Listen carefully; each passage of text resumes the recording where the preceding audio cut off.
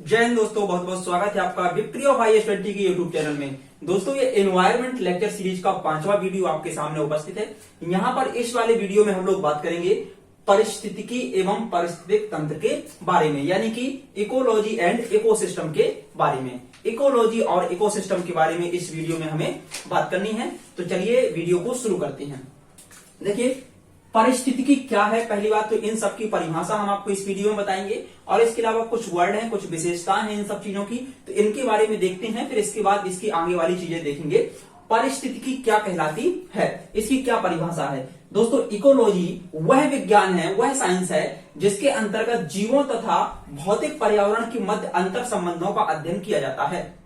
इसका मतलब क्या हुआ, पारिस्थितिकी यानी कि इकोलॉजी एक ऐसा विज्ञान है जिसमें किसका अध्ययन किया जाता है, जीवों का, और उन जीवों का उनके भौतिक पर्यावरण के साथ में जो अंतर संबंध है, वो जो जीव हैं वो अपने भौतिक पर्यावरण के साथ में किस तरह से संबंधित है, किस तरह से निर्भर है, डिपेंड है, उन सब चीजों का जो संबंध है, उन्हीं संबंधों का अध्ययन किया जाता है पारिस्थितिकी के अंतर्गत, यानी कि इकोलॉजी के अंतर्गत। बात समझ में आई।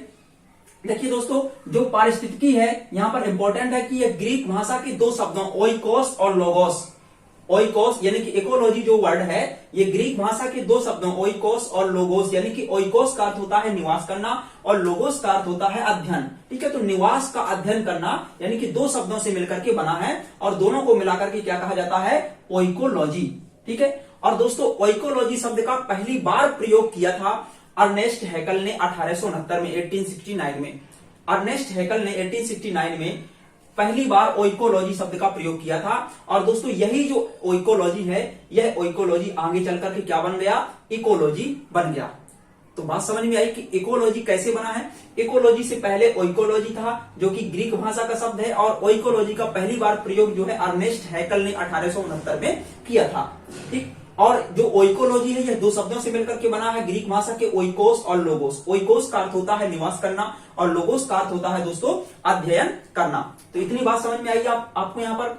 अब देखिए पारिस्थितिक तंत्र, अब यहां पर हमने लिखा है पारिस्थितिक तंत्र यानी कि इकोसिस्टम। तो इकोसिस्टम क्या कहलाता है, इकोसिस्टम के बारे में भी आपको जानकारी यहां पर होनी चाहिए। तो देखिए, पारिस्थितिक तंत्र यानी कि पहली बार जो आपका इकोसिस्टम वर्ड है, इसका प्रयोग एजी टॉन्सले ने 1935 में किया था। इकोसिस्टम वर्ड का पहली बार प्रयोग एजी टॉन्सले ने किया था, और कब किया था दोस्तों, 1935 में किया था। और इसका अर्थ क्या होता है, यानी कि इसकी परिभाषा क्या है दोस्तों, जीव मंडल के सभी संगठनों के समूह जो पारस्परिक क्रिया में सम्मिलित होती हैं।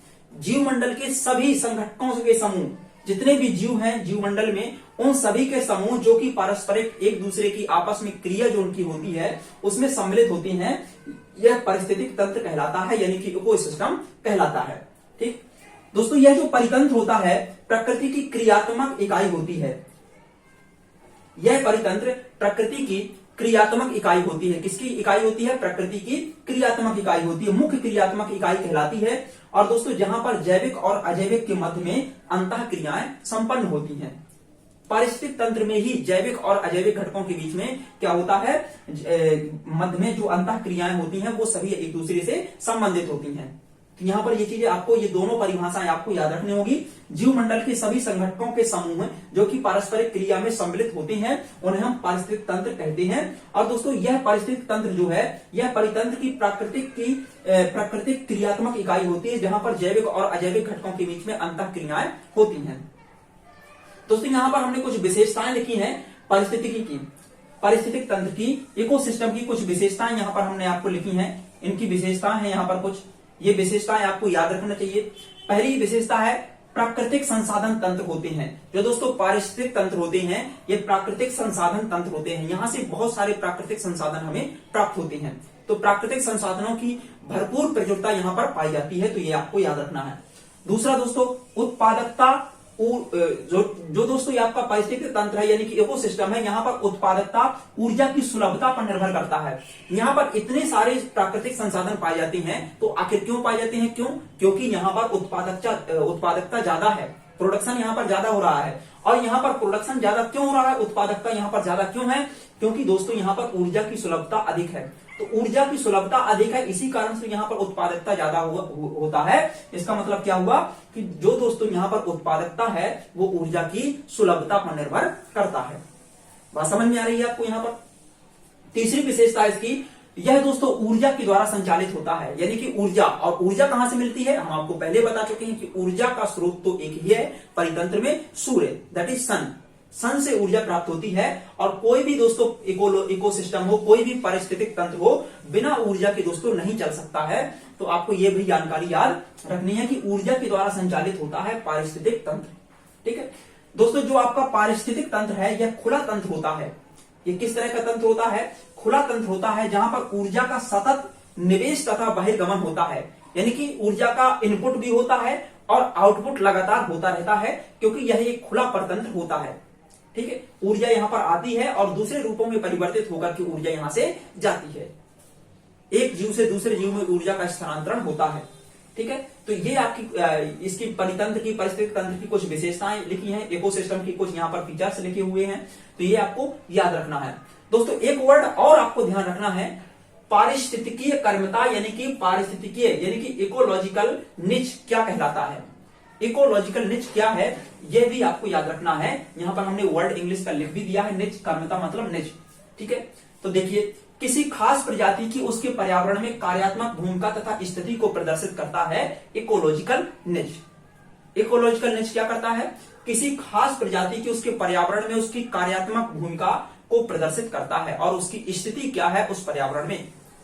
ठीक है, तो ये चीज बताती है। जैसे एग्जांपल के तौर पर आप समझ सकते हैं कि जो आपका गोबर का एक बीटल होता है, कीड़ा, आपने देखा होगा गोबर के छोटे छोटे गोले बना करके ले जाता है वो, है ना, तो उस बीटल की क्या भूमिका होती है हमारे पर्यावरण में, उस प्रजाति की क्या भूमिका है दोस्तों, वो बहुत महत्वपूर्ण प्रजाति होती है। जो भी ये सड़े गले पदार्थ होते हैं, इन सभी को, जैसे गोबर है, कोई भी चीज है ना, तो उन सब का क्या करती है, उन सबको खा करके उनको नष्ट करने का कार्य करती है। अगर वो बीटल ना होता तो आप सोचिए उस गोबर का क्या होता। समझ रहे हैं, जो अपघटक होते हैं, जो सड़े गले जीवों को या गोबर को, उनको खाकर के मिट्टी बना देते हैं, इन जीवों की बहुत महत्वपूर्ण यहां पर आवश्यकता होती है हमारे परितंत्र में, पर्यावरण में। बात समझ में आ रही है। तो पारिस्थितिकीय कर्मता मतलब किसी खास प्रजाति की उसके पर्यावरण में जो कार्यात्मक भूमिका होती है और उसकी स्थिति क्या है, इन सब चीजों को यह पारिस्थितिकीय कर्मता जो निच है यह प्रदर्शित करता है। ठीक है, यहां पर याद रखना, पारिस्थितिक तंत्र की स्थिरता जो है वो पारिस्थितिकीय निकेत की विविधता पर निर्भर करती है। यानी कि पारिस्थितिकीय कर्मता जितनी भी ज्यादा, इकोलॉजिकल निच जितना भी ज्यादा डाइवर्सिटी वाला होगा, जितनी भी ज्यादा इसमें विविधता होगी, उतना ही मजबूत पारिस्थितिक तंत्र होगा, उतना ही मजबूत हमारा क्या होगा, इकोसिस्टम होगा। तो इकोसिस्टम मजबूत अच्छा होगा कब होगा, जब हमारी पारिस्थितिकीय निकेत की विविधता अधिक होगी, यानी कि स्थिरता अधिक होगी इकोसिस्टम में। यदि विविधता पारिस्थितिक तंत्र की पारिस्थितिकी निकेत की विविधता यदि अधिक है, तब इसकी स्थिरता अधिक होगी हमारे इकोसिस्टम की। तो ये आपको यहां पर याद रखना है। यहां पर किसी भी तरह से क्वेश्चन डिजाइन करके आपसे एग्जाम में पूछे जा सकते हैं, और इसके लिए हम प्रैक्टिस क्वेश्चन भी लेकर के आएंगे आगे चल करके। तो अभी इसको थोड़ी थोड़ी कंप्लीट करते जाइएगा, और इसके अगले वाले जो वीडियो आएगा इसका, तो उसमें हम जैविक और अजैविक घटकों के बारे में हम लोग पढ़ेंगे। तो इस वीडियो में दोस्तों हम इतनी ही बातें करेंगे। जल्दी ही मिलते हैं नेक्स्ट वीडियो में, तब तक के लिए बने रहिए हमारे साथ। जय हिंद।